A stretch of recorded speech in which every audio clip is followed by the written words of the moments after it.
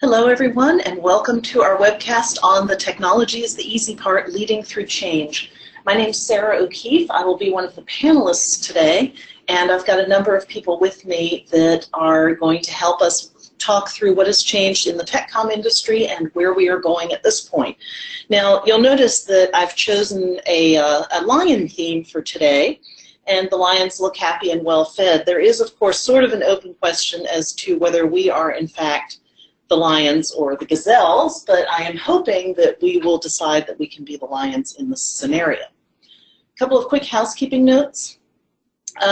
Please, if you haven't already, locate the questions tab in the GoToWebinar interface. That's how we're going to take your questions and comments. We have a Twitter hashtag, which is TechComChange. We are recording this event, but the attendee names or questions will not appear in the recording. We will typically repeat your question, but not your name, although we can see it. So welcome aboard, and this should be a fun event. I'm going to turn it over to our moderator, Toni Mantych, who will introduce the participants for today. Toni, you there? I'm here. Can you hear me? We can hear you. Great. So we have 4 panelists today. Jack Molisani, many of you, I'm sure, have received email or had contact with Jack. He is the Executive Director of the LavaCon conference and has been for a good number of years. And he also is the President of ProSpring Staffing. So we're looking forward especially to hearing from him about what he's seen in terms of job skills and job seekers and people trying to fill jobs. Erin Vang is from Dolby Labs in the Bay Area, although she's with us today from Poland, so thanks for including us on your trip. She's a senior manager, and we're hoping that she will contribute. She has a good deal of expertise not only in managing TechCom, but in change management. So thanks for joining us, Erin. And Sarah, you've already met, is the president and founder of Scriptorium, who has graciously decided to host this, agreed to host this. And my name's Toni. I'm an information architect at ADP. And I just wanted to give a little background for how this came to be. I was actually considering submitting some conference paper ideas around some of these issues related to some of the types of changes we're seeing, particularly around user-generated content and other technology changes. And then I realized that the things I wanted to talk about were mostly questions to which I didn't feel like I had particularly good answers. So I thought, why not have make some other people answer those questions? And so that leads us to our agenda and to our current panel. So I'm going to ask what I think are difficult questions, those types of questions I felt like I didn't necessarily have good answers to. And I'm going to make the panelists, 2 consultants and a veteran manager, attempt to answer them. And then, of course, we want this to be a conversation and hope that you will contribute your thoughts and questions as well. And we'll just see where it ends up. We'll see if we come out as lions or gazelles and what thoughts we have. I'm sure there won't be any easy answers, but hopefully we'll get some good ideas and at least, if nothing else, a better understanding of the questions.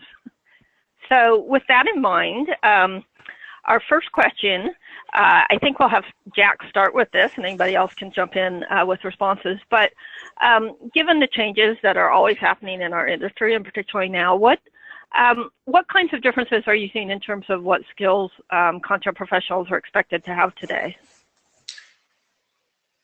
Before I pontificate, I will say that I did a survey back in 2006 about what were tech writer managers looking for in potential hires.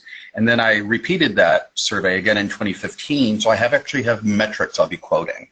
So part of this, I also just open it up to managers just to freeform say what they're looking for. So some of these numbers are surprising, some are not.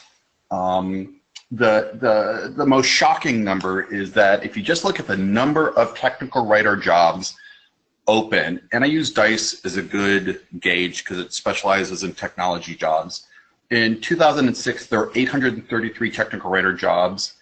10 years later, there were less than half, 355. So I do believe a good part of that is because some of these jobs may have been offshored. but we're also been asked to do more with less. So I really believe that is a reflection of we are doing more these days with fewer staff. That said, what specific skills, as far as tools go, in the olden days, job posting used to say, tech writer needed, must know FrameMaker, RoboHelp. These days, companies are really looking for more domain knowledge. Technology, like a networking company wants somebody with networking background. Biotech companies want people with biotech background. And one of the heretical statements I've made in the past where people ask me, should I get an advanced degree in technical writing? I go, no. I've been doing this for many, many years, and not once have I ever seen a job posting that said, must have a master's degree in technical writing. Instead, get a degree in the subject matter in which you want to write, networking, database administration, public health, and that's a good place to start. I would just jump in right here. This is Erin. If you're talking about Europe, it's a different story. In Europe, you're going to have a hard time getting a job if you don't have a TechCom degree or certification. American companies will hire you, but European companies will not. So if you're listening to this webinar from Europe, probably want to ignore what Jack just said.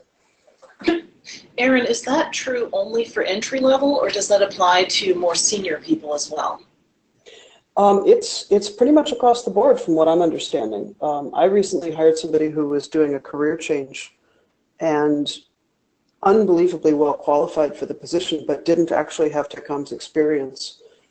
She had gone to the trouble of getting certification through TechCom, and she said that even with that certification through TechCom, it was extremely unlikely that any European-based company would ever give her an opportunity. And she was extremely grateful that some of the crazy American companies like mine were willing to take a chance on her.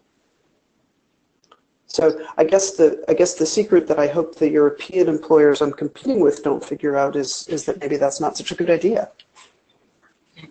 Interesting. So we've got a couple comments that are going against some of what has, for better or worse, been the conventional wisdom. I'm wondering if, well, it just brings to mind, particularly Jack's point about, maybe thinking more about subject matter you're interested in. My mother always told me when I was young, or when I was in school and had writing assignments, that you should write what you know, right? So that what Jack said about maybe developing a subject matter expertise certainly lends to that. Erin, have you, when you've done your own job searches, has that been, I know Dolby is a pretty specific industry, is that something that you've looked for, subject matter expertise? Certainly if somebody's coming in with signal processing or audio or video, which are our core competencies at Dolby, if somebody has that, I certainly take a closer look. But to be honest, I don't care that much about it. I care more about aptitude, ability to learn. I'm a lot more interested in people being ready to operate in modern tools, XML-based systems, data, docbook, that kind of thing.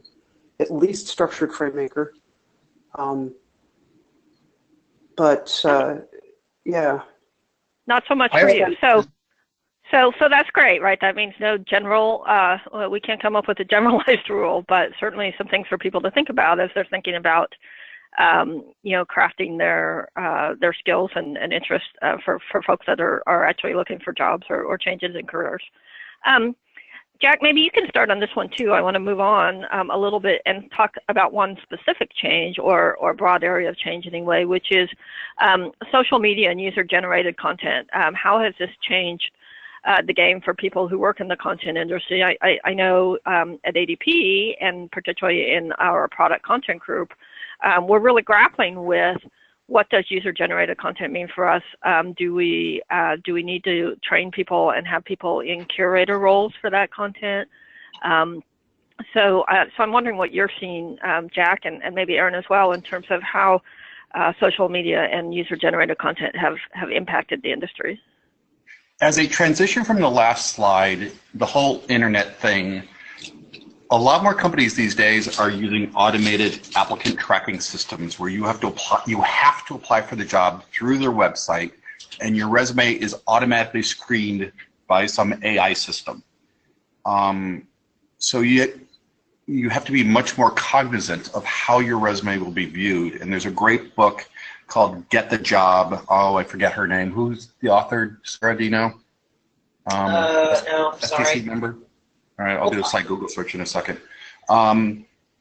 Which leads us to Google, in that people these days, when I want to know how to do something, I just go on Google and go, how do I add a row of numbers in Excel? I don't even go into the Excel online help, because usually, not always, usually third-party content is more findable than, say, the user assistance that ships with the product, because nobody has time to do an index these days, a really, really good index. So a lot of people are searching for their answers on the internet using Google. Yeah, that's certainly something I know that we've been concerned about, and trying to find, what is the organization, right? In our case, ADP, or the company's role in that.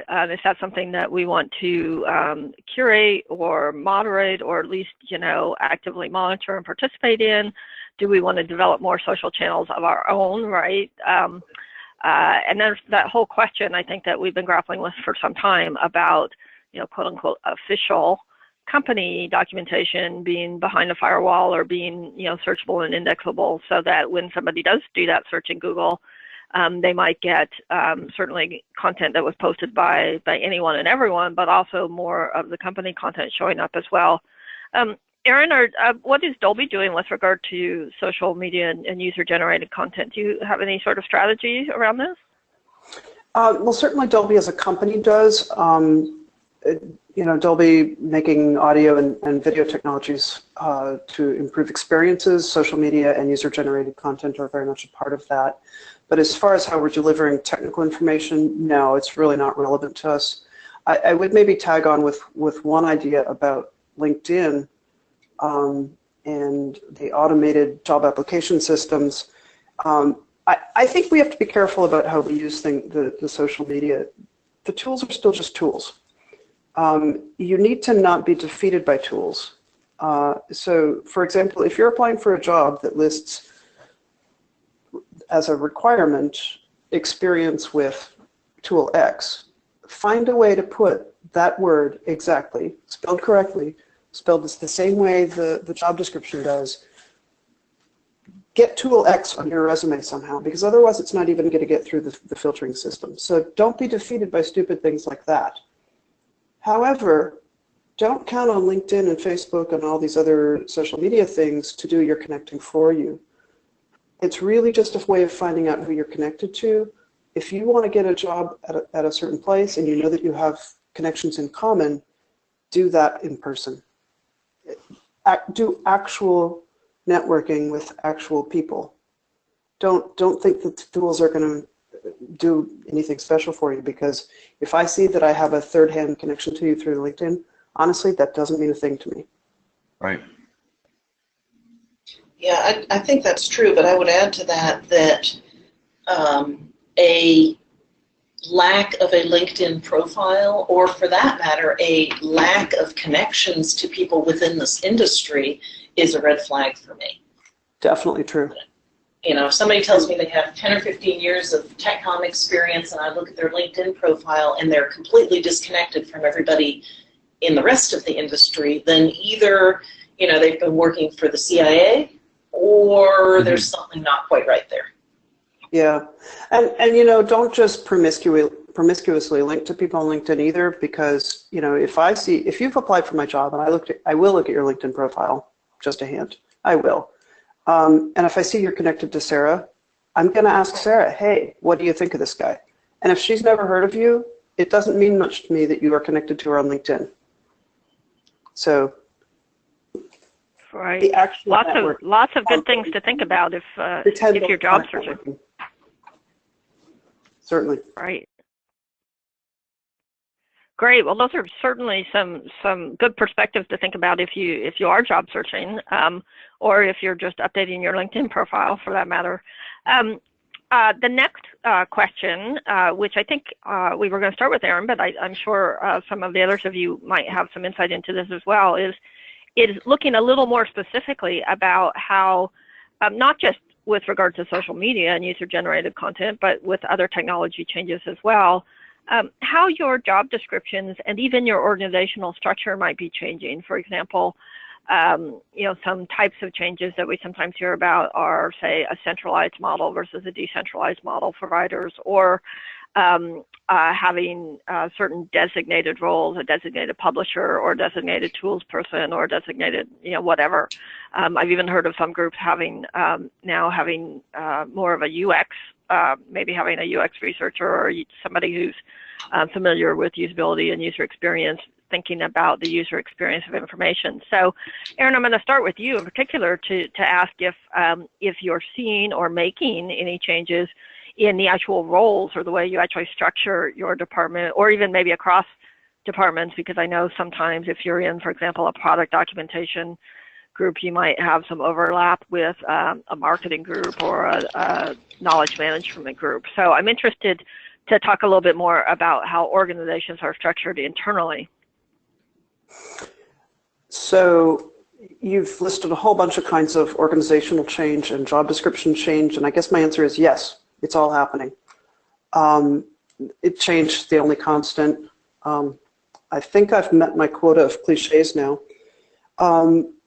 Job descriptions are changing in a really big way. Let's start with the title. What is our title?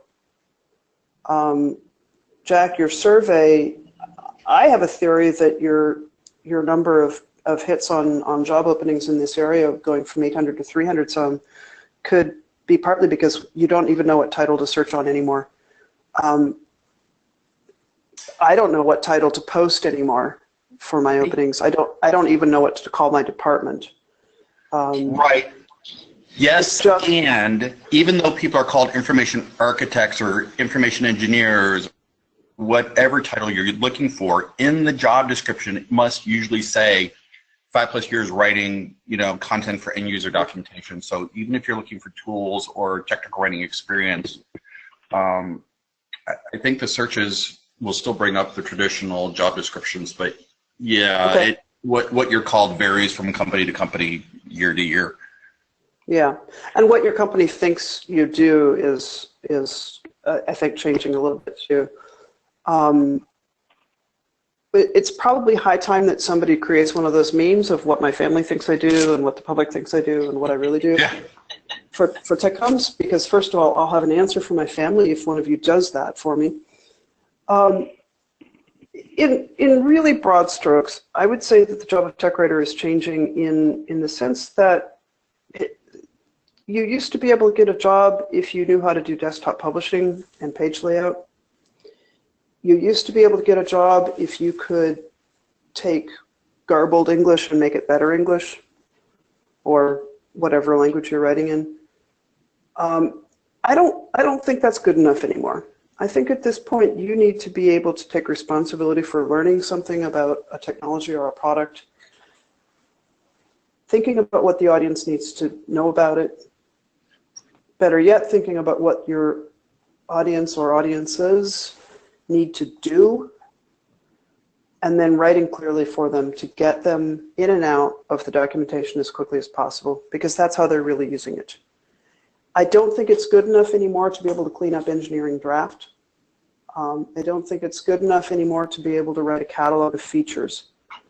I think at this point, to be an effective technical communicator, you actually need to be able to figure out what your customers are doing with this great thing that you just sold them, and how to meet their needs.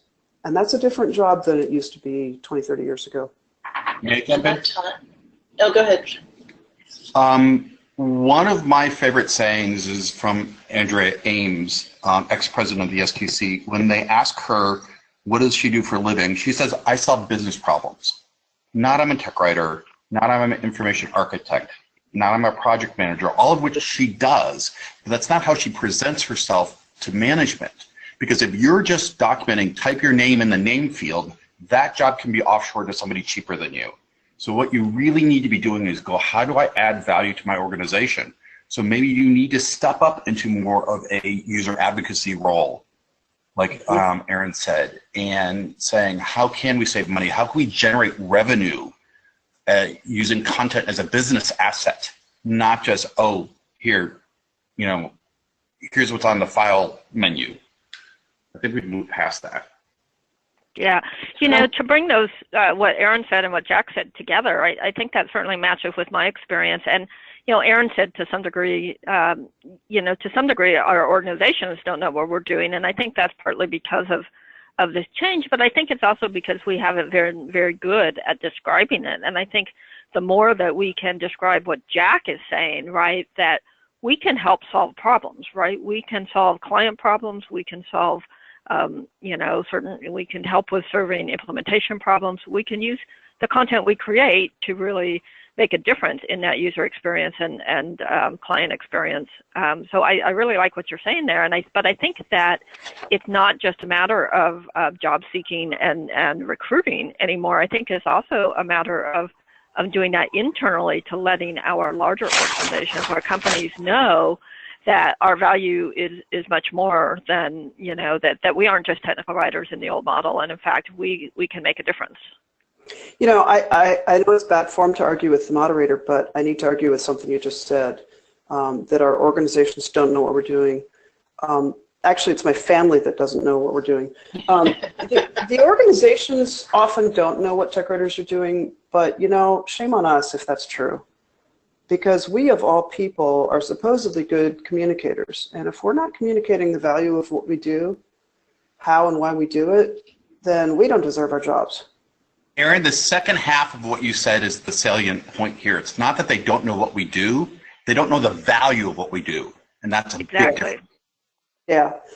And they really don't care if you're using Ditto or FrameMaker or Pogo sticks. What they care about is how you're making the business better. So the things to talk about all the time are that you are reducing customer frustration, you're improving customer experience, you're reducing support costs, you're getting products to market faster.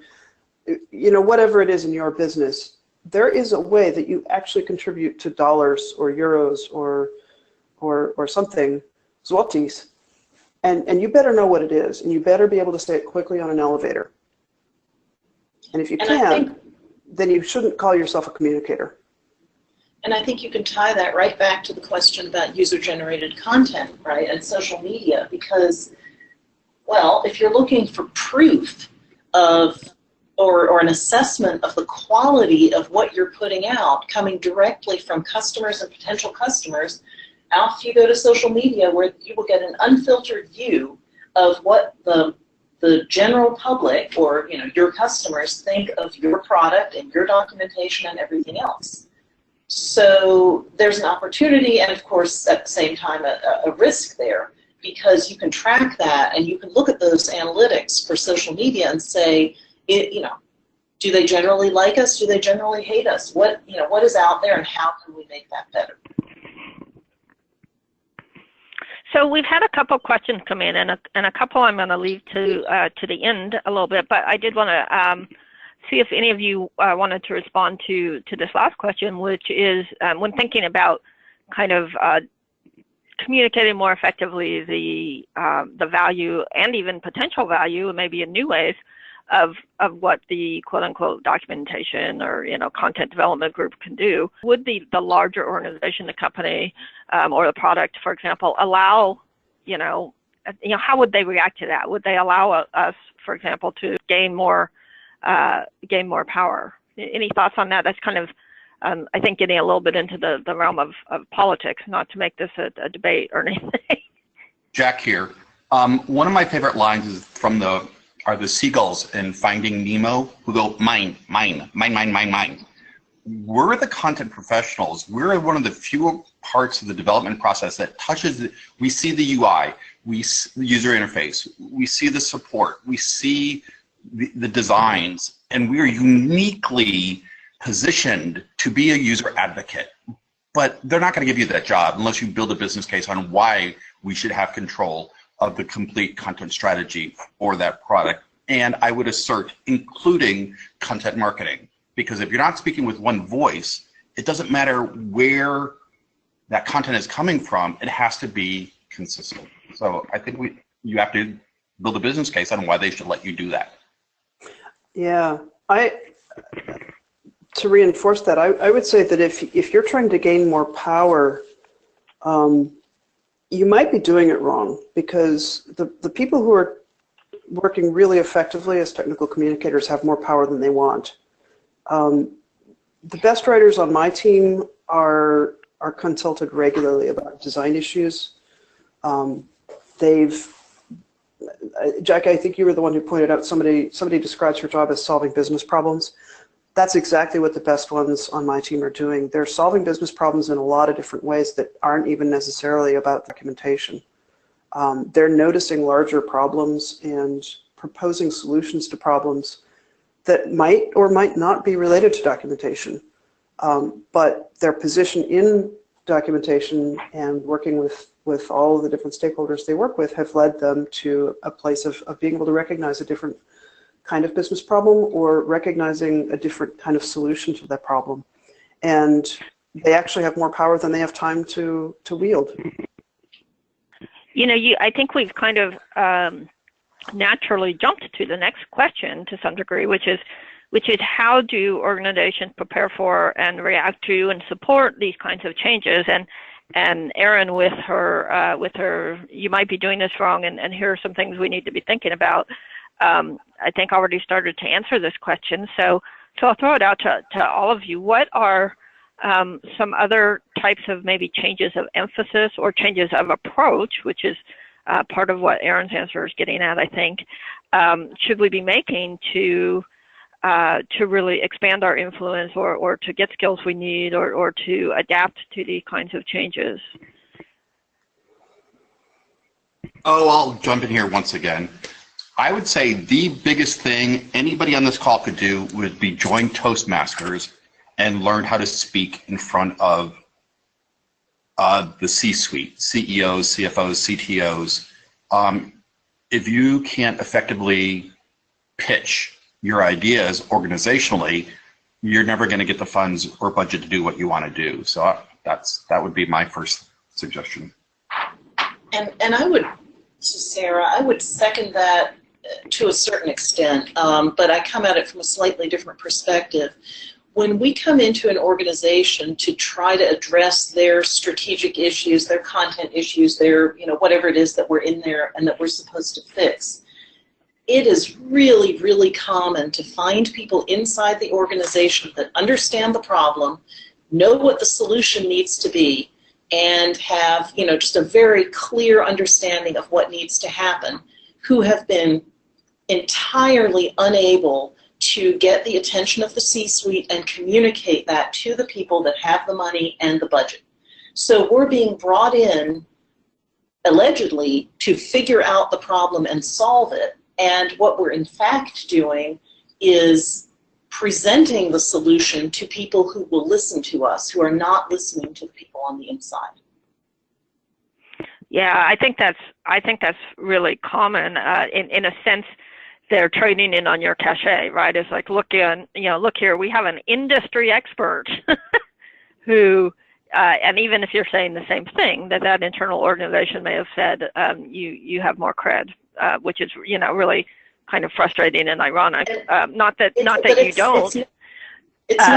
don't, right? Because you do have a very unique advantage, particularly since you work for many clients and see the industry more broadly.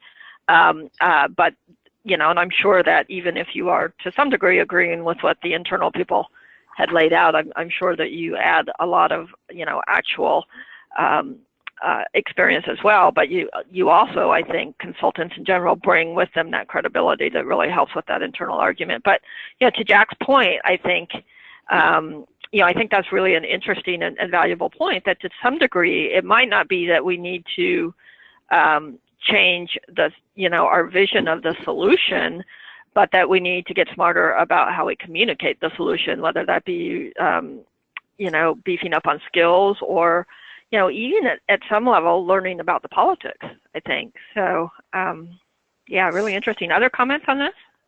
Yeah, and I think this kind of ties back to gaining more power.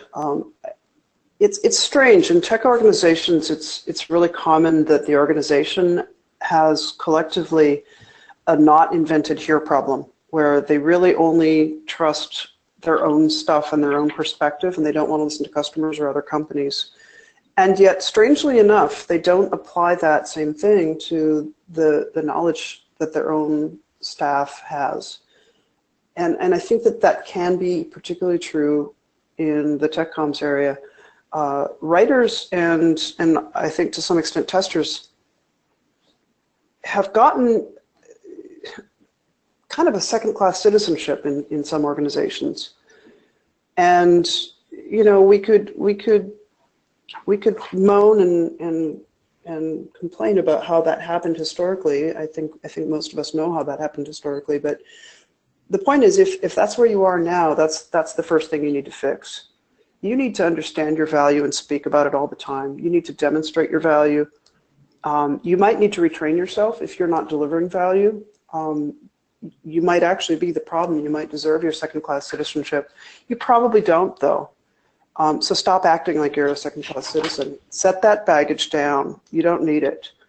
Know your value. Articulate your value to anyone who asks. Articulate it to anyone who doesn't ask. You have plenty of value. You know that if the product didn't have documentation, it would fail. There's no reason to apologize for your role. And there's also no reason to apologize for knowing what's wrong with your content strategy or with your lack of content strategy. But I think it is really good advice to bring in a consultant. If people are not listening to you about what the problems are and what the solutions could be, then the smartest thing you could do is bring in a consultant.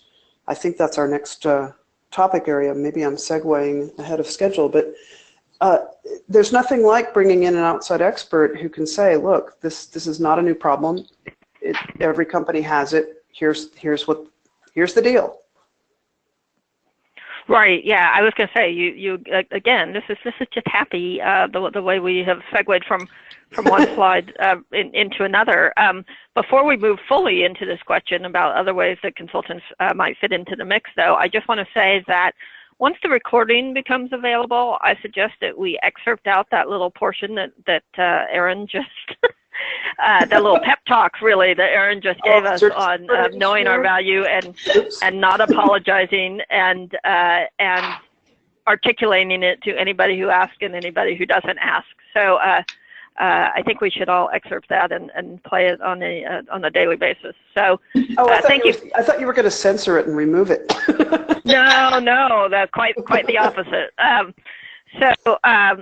So we have already talked a little bit about consultants how they fit into the mix, and certainly we've talked about one thing that they do is add some credibility, and another one, as Erin was just saying as well, it's good to even if you think you know what's what, to validate in a sense, right? Because these are experts, they see a lot of situations, and they can bring in a different perspective as well, in addition to maybe that political aspect of being able to give a little more credibility. But I'm wondering if there are other, and maybe some more specific types of things we can say about, how do consultants fit in the mix? What kinds of things, and what kind of, maybe even advance to the next slide and take these two together, which is, what kind of tasks are we asking consultants to do now, and is that changing? I'm certain that Sarah can weigh in on this, and Jack as well, and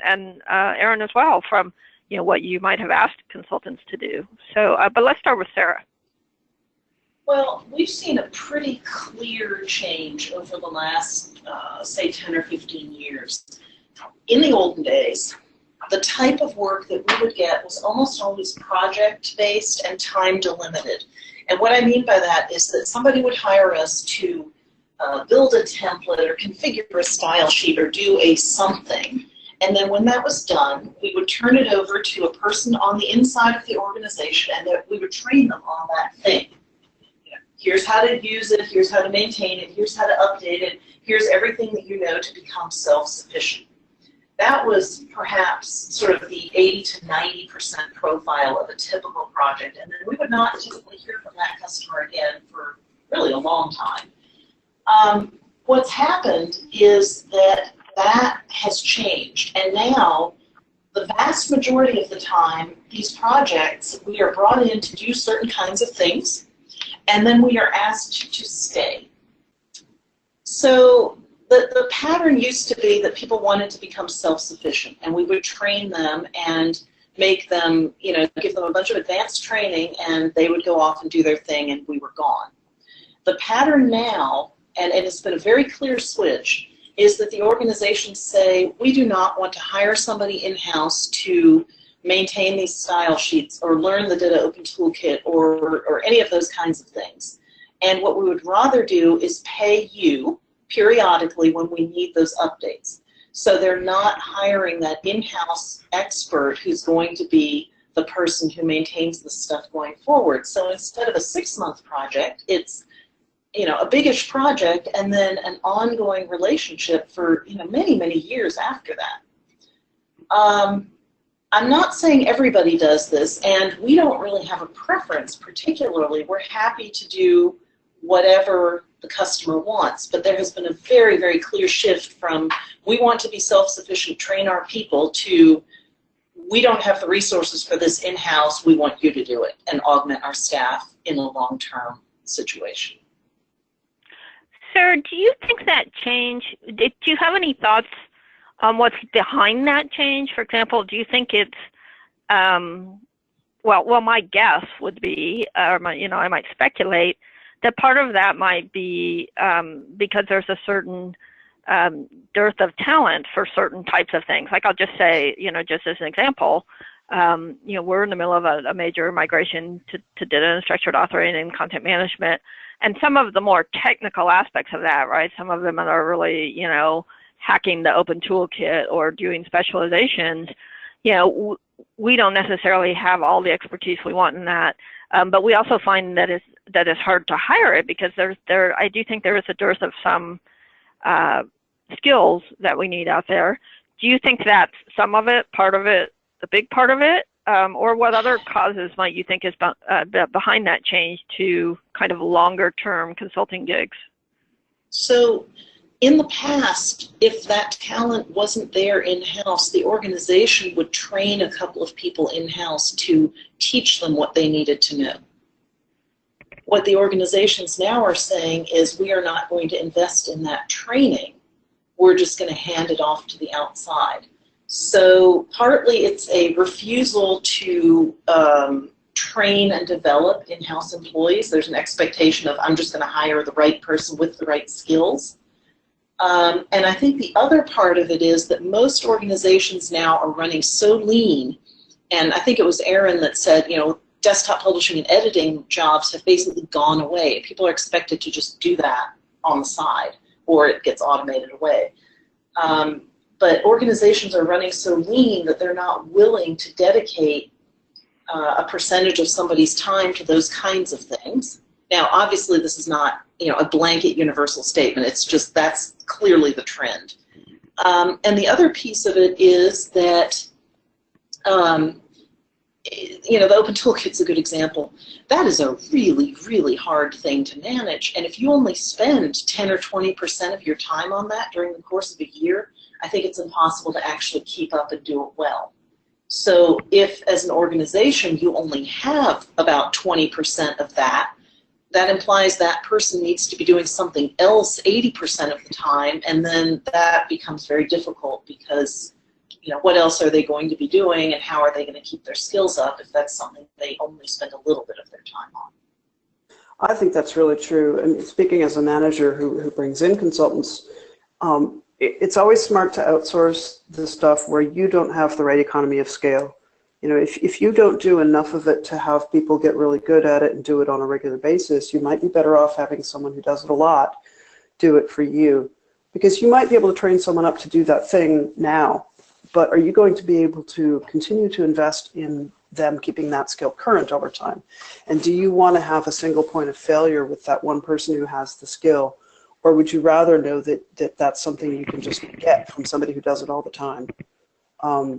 You know, consultants are really good at helping us know when other organizations have already invented fire and we don't need to invent it again. They're also really good at being the experts on things that we don't have to do that often. And then just as a practical matter, you know, for me to hire and train and retain somebody as a full-time employee to do a thing is really expensive, and it's hard to persuade executives to spend money on that. But it's pretty easy to get a check for this quarter for a fixed goal. And it very often happens in publicly traded companies that you have to spend what you said you were going to spend in this quarter. And if something else didn't happen in your organization and there's a little extra money sitting around, you get these opportunities to, oh, does anybody need X dollars for something? It's a really good thing to be able to seize opportunities like that and get some of the sort of more oddball problems solved that way, rather than having the ongoing permanent expense of trying to be capable of that thing in-house. Yeah. So I do want to move on to the question of change management, but before I do, I want to ask one more question of Sarah with related to the type of consultant work you're seeing. And I'm wondering if I gave you kind of two categories, one of which is what I'll call content strategy / business case kind of projects, right, where you're asked to come in and help figure out an overall strategy or sell that strategy or make a business case, versus technological help, right? So writing transforms or specializations or helping with an implementation of a new tool. If I gave you just those two categories, what kind of percentage split would you say you have these days? Yeah, and I'd also be interested in hearing from Jack on this slide, what he's seeing in the market. But to answer your question, typically there's something like a 5-to-1 or a 10-to-1 ratio between implementation, technology work, and strategy work. So for every $10,000 that we do in strategy work, there's going to be $100,000 in follow-on implementation work. Now, we don't get all of that, and some of it's done in-house and various other things, but when you look at the level of effort, you know that if the strategy was $40,000 or $50,000, the implementation is probably going to be about 10 times that. So therefore, about 10 to 20% of our overall work is strategy, and the rest of it is, transforms and style sheets and building all that stuff and putting it all together. Really interesting. So, and I know that's kind of a false binary, but I wanted to at least get a rough sense. So, and I do have one more quick question. Is in this slide, is the client meant to be the bird that the water buffalo is keeping safe and secure? Does that make you the water buffalo, the consultant? Yes, this metaphor broke down in a major way here. I think the water buffalo is running away from the lion, and the bird is keeping watch for the lions, and we said we were the lions, so yeah, it just doesn't work at all. Okay.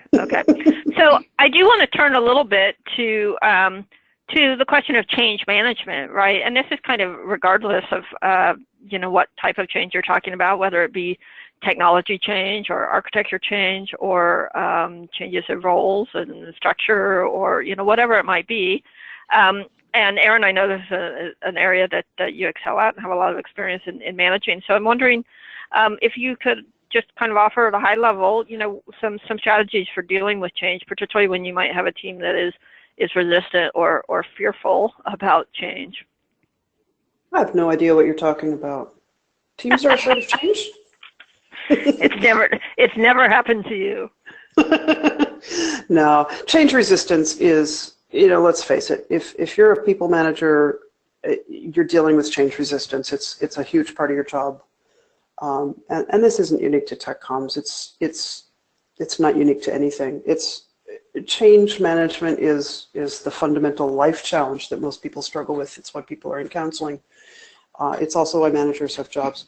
Change resistance is, first of all, it's not just about your team. You have to look up, you have to look down, and you have to look sideways. You have executives that are afraid of change. You have people on your teams who are afraid of change, and you probably have peers who are afraid of change as well. And I think it's the human condition. There's a few of us warped people who get excited about change, and we're bored to death when things aren't changing. Be careful about hiring us because we actually like these turbulent periods. But so change resistance and fear, it usually comes from a lack of information. And the usual cure is to provide information, provide education opportunities.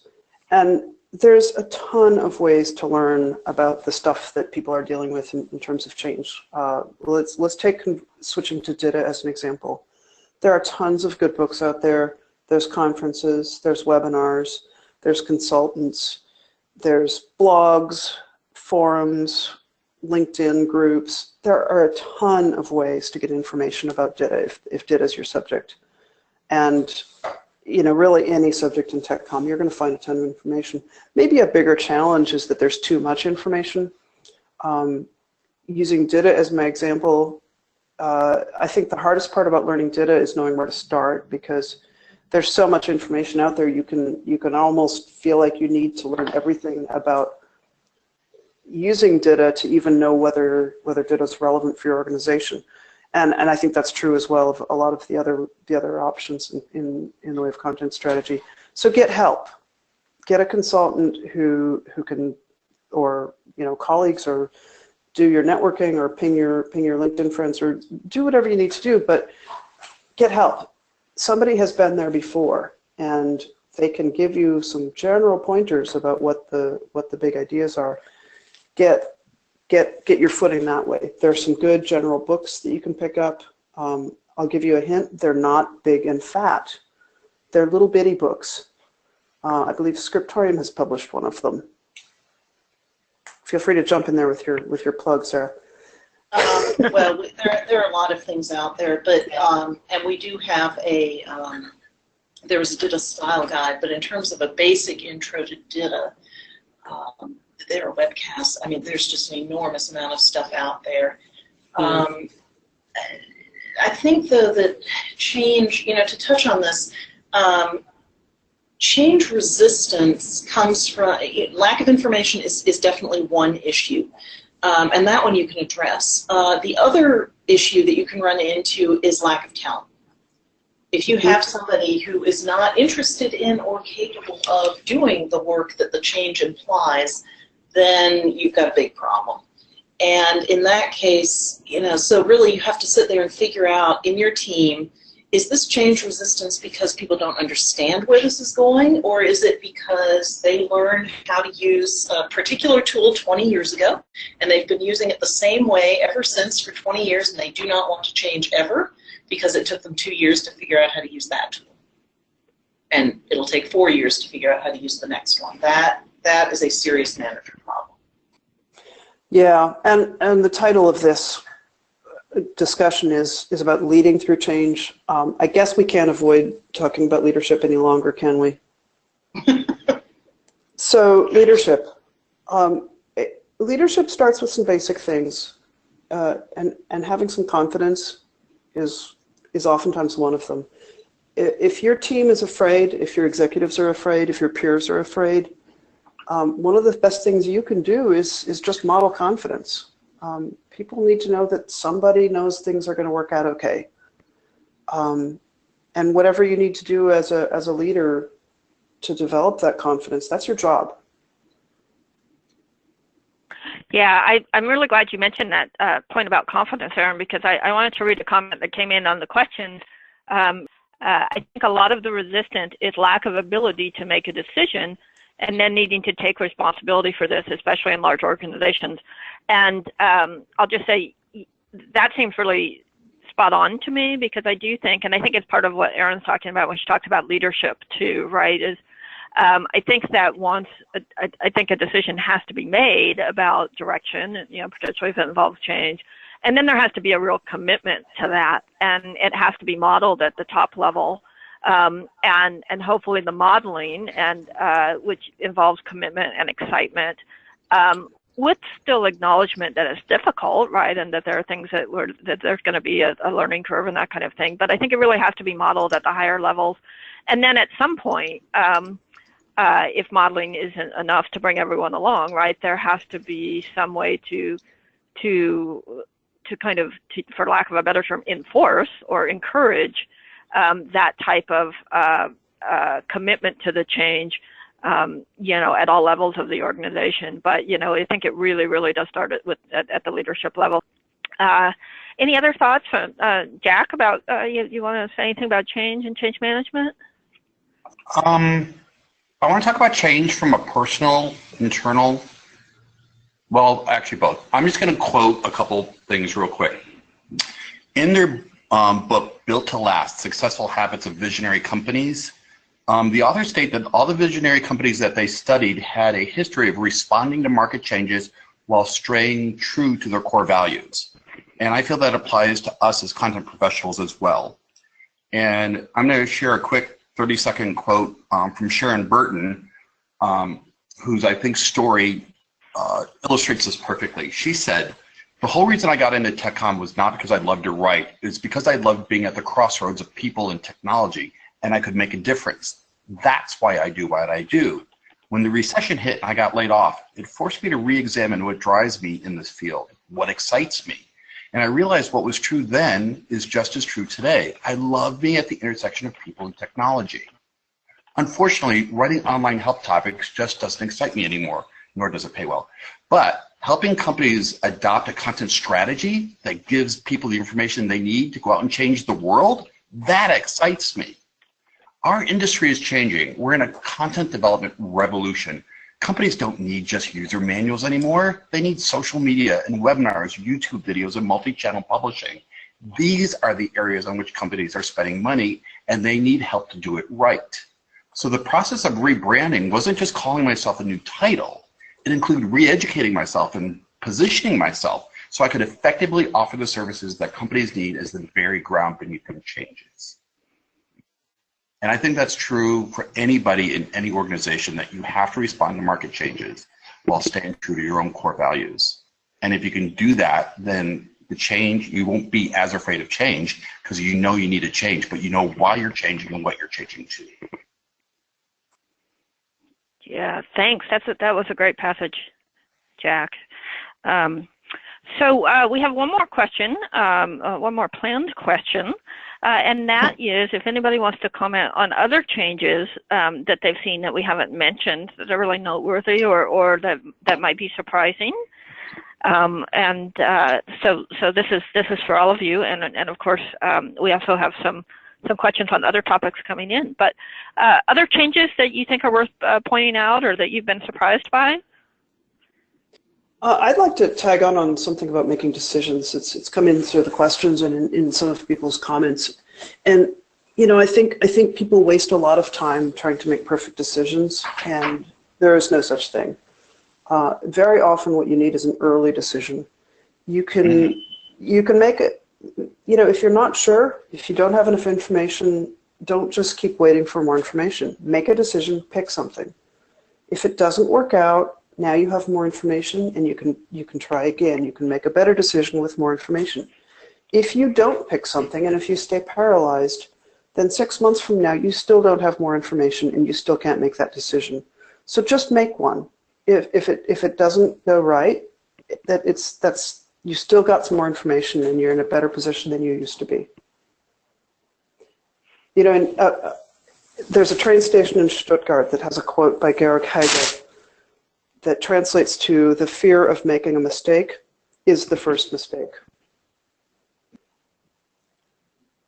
The fear of making a mistake is the first mistake. Toni, you're asking about change, but that's wisdom from several hundred years ago that still applies. Right. Some things don't change. Yeah. Great. I want to turn, unless anybody has any follow-ups on change. We have only a couple minutes, but I want to try to get in one or two of the questions on the thread. And I'll just make an observation before I do that, several of the questions have to do with people seem really interested, not to say anxious, but interested about how new tools and technologies are affecting things. So, for example, there's a question about Grovo, which, if I remember correctly, is a learning and technology solution that emphasizes microlearning. There are also things like WalkMe that provide kind of short tour-like video, lightweight documentation, and the question of user-generated content. There seems to be a lot of interest about those tools and how they affect our work. So that might actually be a worthwhile topic for a follow-on webcast, I'm going to suggest. But let me start with another question, which is, how does what we've said about required skill sets, for example, around social media, mesh with the idea that the person also needs to be an SME? And the asker says, is this easy to find, with perhaps a sense of skepticism in there? So are you finding people asking for, say, social media expertise and subject matter expertise? And if so, do those people exist? I do not see that as a recruiter. Okay, so you're not seeing it. The social media aspect of it. Right, okay. I think there's an assumption that this is just something you need to know how to do.